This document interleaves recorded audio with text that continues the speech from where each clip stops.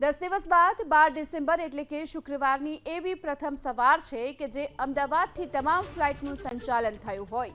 અમદાવાદ એરપોર્ટથી આવતી અને જતી ઇન્ડિગો એરલાઇન્સની તમામ 27 ફ્લાઇટનું સફળતાપૂર્વક સંચાલન થયું અને આજના દિવસે એટલે કે રાત્રિના 12 વાગ્યાથી સવારે 8 વાગ્યા સુધીમાં ઇન્ડિગોની એક પણ ડોમેસ્ટિક ફ્લાઇટ કેન્સલ નથી થઈ। निर्धारित समय और तारीख मुजब इंडिगोनी 18 डोमेस्टिक फ्लाइट अमदावाद एरपोर्ट खातेथी उड़ान भरी અને નિર્ધારિત સમય મુજબ ઇન્ડિગો એરલાઇન્સની 9 ફ્લાઇટનું અમદાવાદ એરપોર્ટ પર ઉતરાણ પણ થયું।